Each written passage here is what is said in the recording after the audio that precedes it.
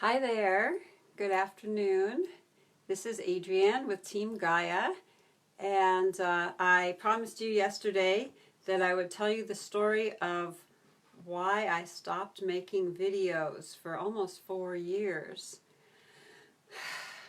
So, I have been trying to understand my mystical calling. So nice when people join in. Thank you, Catherine.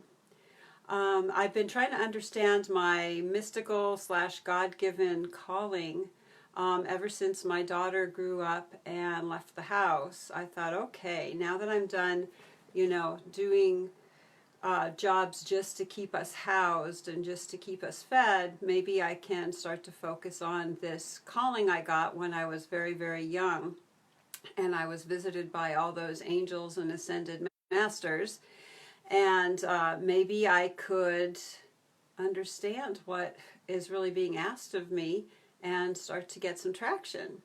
So that was back in 2013, and just as I prayed for a little bit of a windfall, I was a 24/7 caregiver at that time for a woman in her 90s, and just as I prayed for a cash windfall to come to me, hey you guys, sure enough, the inheritance from my mother's estate came through, and a good little bundle of money came through that I could invest in my daughter's college education and also in my own development. So I've been focusing and trying to understand this since 2013. And I started going to live events, learning how to do internet marketing, learning how to get a message out. And sometimes the results of this were really disappointing. And I would go to like gatherings of messengers. They would advertise, hey, light workers, are you trying to, get something started? We'll help you. So, I would spend maybe $1,000 to spend a weekend with people who were supposed to help me get a message out. And sometimes when I said what it was that I was working on, the person who was leading the group would be like, nope, that'll never work. No, don't do it. Nobody cares. Nobody wants this. Now it's a little bit different. People are more concerned about the planet, and they want to know how can we get into the right mindset to really protect the planet and use our spiritual superpowers. But back in 2013, this was not really seen as being something that was going to work out very well. Hey, you guys, nice to see you. Thank you so much for tuning in. So anyway, I would try this, I would try that. I started doing some coaching. It was awesome. I met lots of great people online and did a lot of coaching, counseling, spiritual reading, and that was all really awesome. But I knew that deep down there was something inside of me that I called Team Gaia, and that was this idea that if we had a critical mass of people who were absolutely committed to making their lives count in this one incarnation and really reclaiming what I called it, take back that world-saving mission and really work with it, that we could have a really badass spiritual community of people who were having fun, living a life of adventure, and being super creative with their activism, and also just starting from within and learning about their divine will, which I talked about in the live stream yesterday. So in about 2016, I got an invitation to move to here to San Diego, where I live now, and I set up a household with my beloved at the time. And one weekend when he was out of town, I sat down and recorded all in one big shot the video that you can still find on YouTube, the one called My Nerdy Childhood as a Galactic Shifter. And after I recorded this 2-hour session, I felt so great about it that I contacted a girlfriend of mine who has a very large audience. She's very well known in the spiritual slash exopolitical slash, like UFO world. And I knew that she'd been speaking publicly for a few years, and I was so proud because she had done an astrological reading for me a few years earlier, and had said, look, this is pretty much the only thing you can do. It's not like I can't do other things. I was a school teacher, a journalist, a caregiver. I'm a helpful person. But she was like, no, this thing you're working on right now is the thing that you're meant to do in this lifetime. It's in your chart. You should do it. So I was so proud. I sent this video over to her, and she shared it with her audience, and I got like 15, well, for me this is a lot, 1,500 views in the space of a day. And I was like, off like a rocket. I was getting invited to do like light worker summits, and we were sort of bootstrapping it. A lot of this spiritual space is very much a do-it-yourself adventure. Not a lot of us in the spiritual space are great with money. We're a little bit, nervous about how to monetize our gifts. We don't know how to build an empire. It takes a lot of clarity and probably some kind of a special push to launch somebody like a Deepak Chopra. And so we were just kind of bootstrapping it, and I was spending one afternoon on this summit where there were a lot of different people in the light worker kind of space, and we were all sharing like a screen. We were all sharing a screen. And just as our group interview wound down, my phone rang. And so I hopped off the group call and picked up this phone call. And this phone call was from supposedly a young woman who wanted to hire me as her coach, or even perhaps her personal manager. She had seen my video. She had also somehow seen a post that I had put on Craigslist where I was looking for an intentional community to join. And somehow she had like a ton of information about me.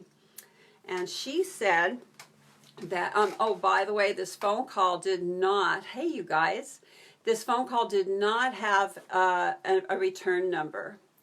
But it was so remarkable. I was so excited. Here I was. I had just done this great big group interview that had a great audience. My first video had really gotten some traction, and I was feeling pretty excited.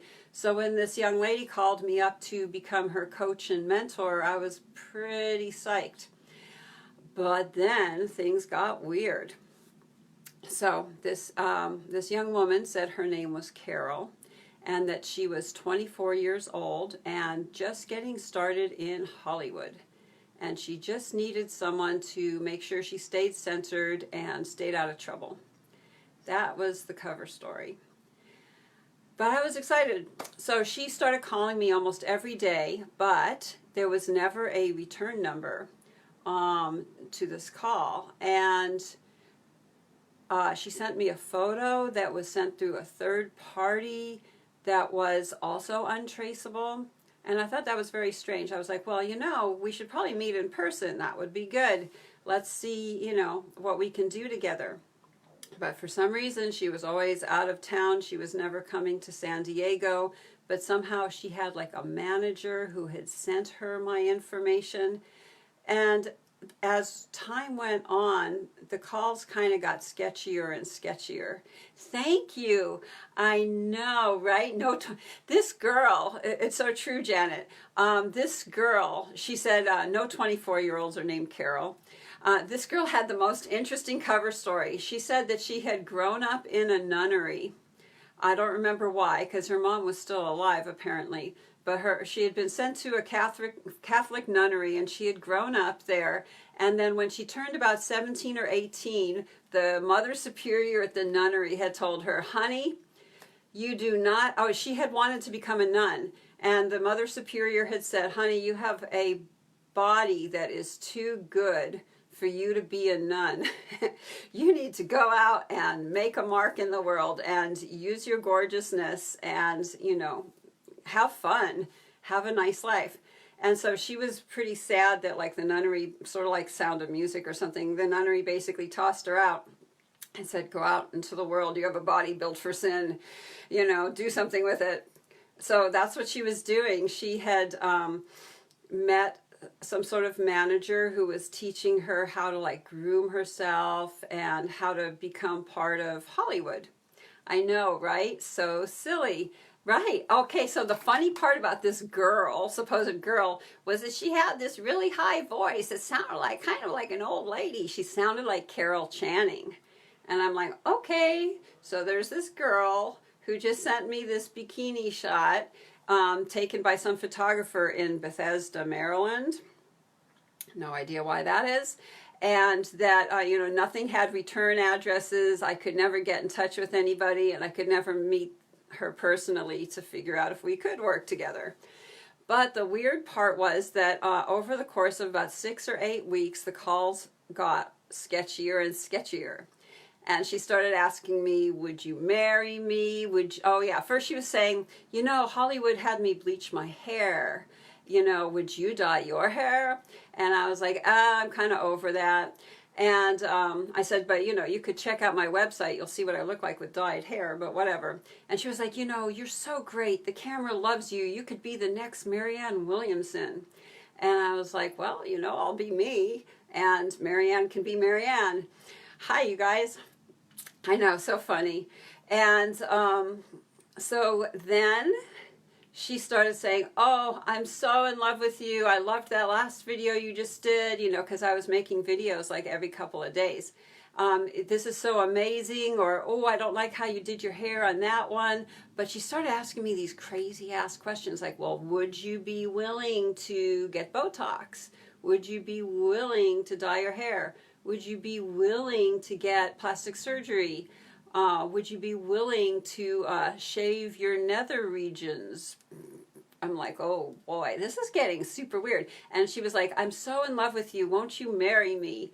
And I was like, well, you know, it'd probably be really good if we met first. I don't know. So anyway, over the course of like 8 weeks, I started to really wonder what was going on. I know, so creepy. I started to wonder what was going on. And at the same time that I was getting these phone calls from her every few days, I started getting these other weird phone calls.